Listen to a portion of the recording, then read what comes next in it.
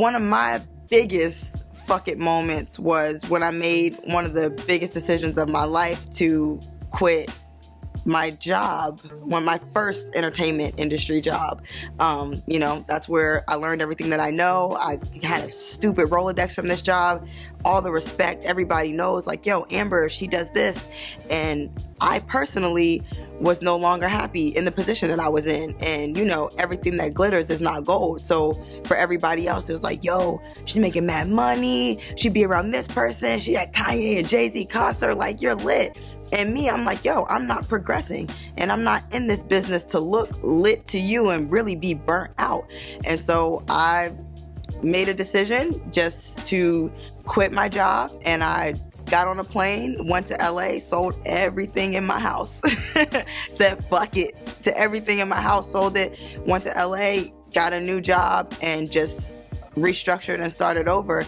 And then I actually went to LA, didn't love it there, because I am Atlanta until I die. Stayed in LA for 3 weeks, had another fucking moment in LA, went back home, and this was the best time of my life. This is when all of these things started happening for me. So I had to really go through a lot of fucking moments to find my happiness and figure out where I wanted to be. The big part of that is that you'll get stuck in a position feeling like there's nowhere else for you to go. And that shit is just never true.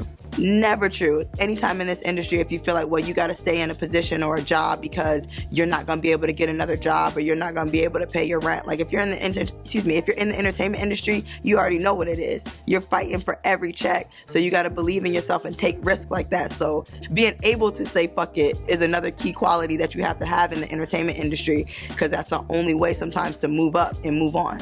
My first major gig in the entertainment industry was working with Boo at Def Jam, and we built a great relationship, and I was assisting him and helping him build his business for almost 4.5 years. At a certain point, just when I felt like I wasn't able to grow anymore, I had to say fuck it and move on.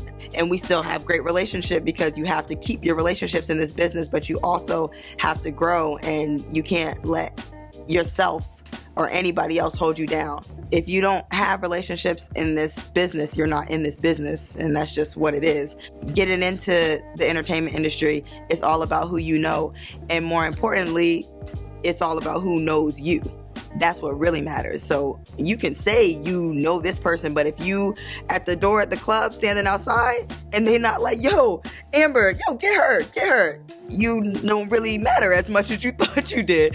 So it's really about who knows you and who's gonna pick you up and help you out and provide these opportunities for you, so then you can in turn, you know, provide the opportunities back. It's a give and take, the whole industry. So when you move up, you help the next person, and when they move up, they help you. It's all about relationships. You know what I'm saying? You don't really get too many chances in this shit, you know what I'm saying? So when Do It came out, I was like, all right, this that time.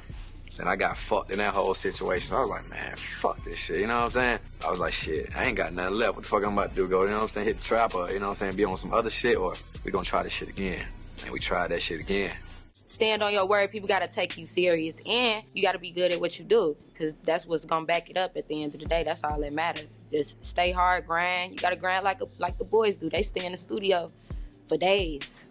I do 12-hour blocks in the studio now. Like, you got to have that hustle. So he ate 2 cookies, and we couldn't find them. So finally, we looking around. We done with the session. We done with the song. We finished. And we go looking for this guy. He's downstairs in the lobby, passed out because he sipped some lean and ate the cookies. I gotta abandon everything, and I have to make this happen and follow my instinct, because not only was this person who I was working so hard to take care of, supporting me spiritually, when he passed away, it doubled.